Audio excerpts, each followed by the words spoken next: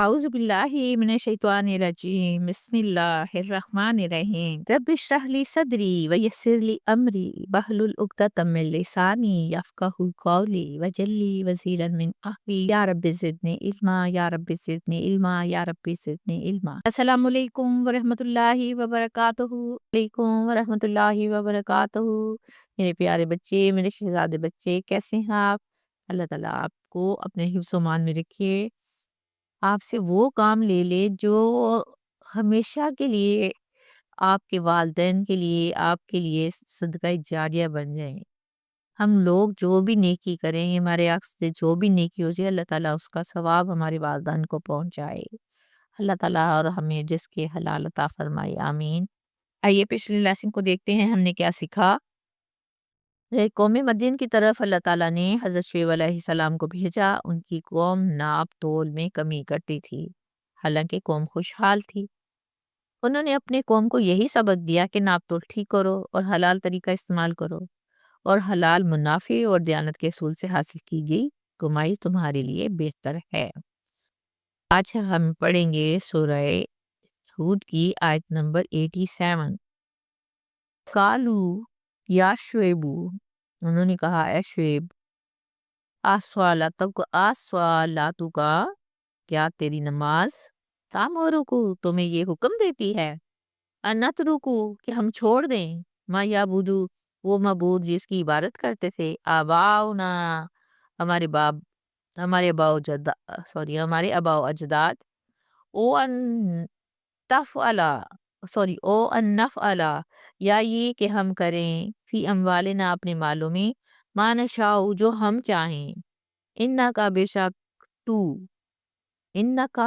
شک تو لانت الحلیم الرشید، تو یقیناً بہت بردبار اور سمجھدار ہے۔ انتہائی تمسخرانہ انداز ہے حضرت شعیب کی قوم کا ان سے مخاطب ہونے کے لیے۔ قوم کہتی ہے کہ شعیب، یہ تیری نماز، اب غور کریں، سراسر طنز اور استہزاء والا جملہ ہے۔ قوم مدین دراصل نماز کا نام لے کر دین کا مذاق اڑا رہی ہے۔ وہ کہنا چاہتی ہے کیا تمہاری نماز اور عبادت ایسی ہے؟ یہ تمہیں عجیب عجیب باتیں سکھا رہی ہے۔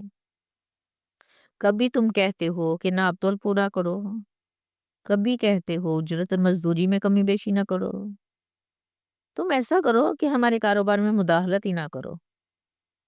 یہاں نماز کو وہ ذاتی عبادت بنا کر پیش کر رہے ہیں جس کا بازار، معیشت اور سماج سے کوئی تعلق ہی نہیں ہے۔ آپ کو لگتا ہے نا کہ یہ وہی سوچ ہے جو آج بھی کہتی ہے نماز مسجد میں رہنی چاہیے، یعنی یہ نماز کا کام ہے نا مسجد میں، تو مسجد سے باہر نماز کی بات نہیں کرنی چاہیے۔ دین کو معیشت اور سیاست سے کیا لینا دینا ہے؟ پھر ان کی قوم مزید کہتی ہے کیا تمہارے کہنے سے ہم اپنے معبودوں کو چھوڑ دیں؟ آپ نے دیکھا ہوگا کہ ہر گمراہ قوم کا سب سے مضبوط سہارا کیا تھا؟ اسی کے آباء و اجداد ہوتے ہیں۔ نہ دلیل، نہ وحی اور نہ عقل ان کے کچھ کام آتی ہے، بس روایت اور بے جا روایت۔ قرآن پاک بار بار اسی بات کو تو رد کرتا ہے، کیونکہ حق تو ہمیشہ دلیل سے مانگا جاتا ہے نا۔ اگر فرض کر لیں میرے اپنے پیرنٹس میں کہیں کوئی غلطی تھی تو ہم اس غلطی کو کیوں ریپیٹ کریں؟ اللہ کا حکم سامنے رکھنا ہے یا آباء و اجداد کو دیکھنا ہے؟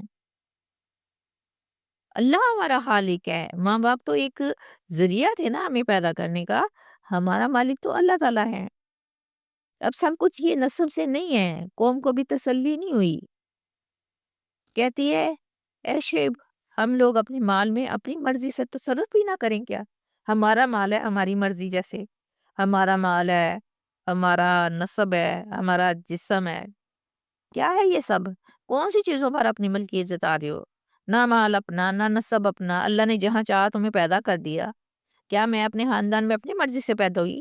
کیا آپ اپنے خاندان میں اپنی مرضی سے پیدا ہوئے؟ کیا آپ پسندیدہ ماں باپ کے ہاں پیدا ہوئے؟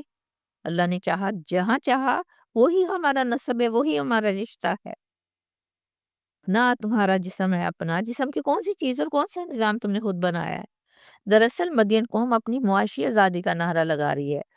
آیت کے آخری حصے میں حضرت شعیب علیہ السلام کو قوم ظاہری طور پر تو یہی کہتی ہے نا کہ تم تو بڑے بردبار اور سمجھدار ہو۔ دیکھیں طنز ہے یہ، حقیقت میں گہرا طنز ہے۔ وہ یہ کہنا چاہتے ہیں کہ تم تو بڑے عقل مند بنتے ہو، پھر ایسی غیر عملی باتیں کیوں کر رہے ہو؟ یاد کریں یہ وہی انداز ہے جو ہر دور میں حق بات کہنے والوں کے ساتھ اختیار کیا جاتا ہے۔ ہو سکتا ہے آپ میرے بارے میں بھی یہ کہتے ہوں کہ یہ کیا آ، کیا کہہ رہی ہے، یہ بندی کیا کہہ رہی ہے؟ پہلے مذاق، پھر طنز، پھر مخالفت اور آج کل دشمنی۔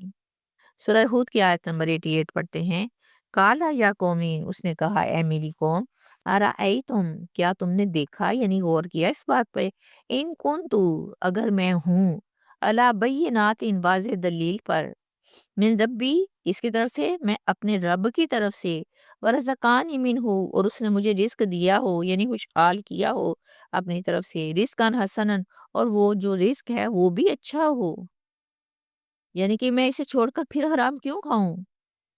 وما اریدو اور نہیں میں چاہتا ان خالفاکم کہ میں تمہارے خلاف ارتکاب کروں، الا من الا ما انہاکم انہو اس کی طرف جو میں منع کرتا ہوں تمہیں اس سے، یعنی کہ میں وہ کام نہیں کرتا جو تمہیں کہتا ہوں۔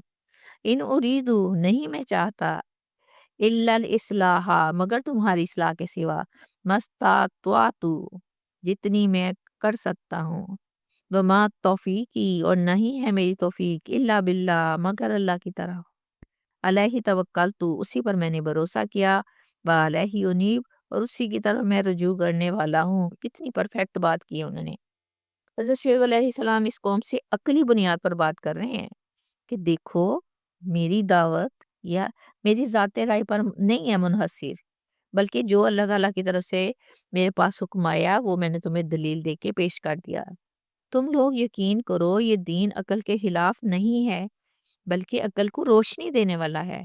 پھر اللہ تعالیٰ نے اگر مجھے پاکیزہ رزق دیا ہو، یہاں حضرت شیخ واضح کرتے ہیں کہ میں تمہارے نظام فاسد سے فائدہ اٹھانے والا نہیں ہوں، میں صرف رزق حلال پسند کرتا ہوں، اسی لیے حرام کے خلاف کھڑے ہونے کا حق رکھتا ہوں۔ حضرت شیخ علیہ السلام فرماتے ہیں کہ میں خود وہ کام نہیں کرتا جس سے میں تمہیں منع کرتا ہوں۔ اب دیکھیں جملہ دعوت کے ادب اور صداقت کی انتہا ہے۔ انہوں نے واضح کر دیا کہ میں اس کام کی تبلیغ ہی نہیں کرتا جو اللہ تعالیٰ نے مجھے منع کیا ہے۔ یہاں دیکھیں ان الفاظ میں ایک داعیہ دین کے لیے، یعنی کہ دین کی تبلیغ کرنے والے کے لیے آئینہ ہے۔ داعیہ دین کون ہے؟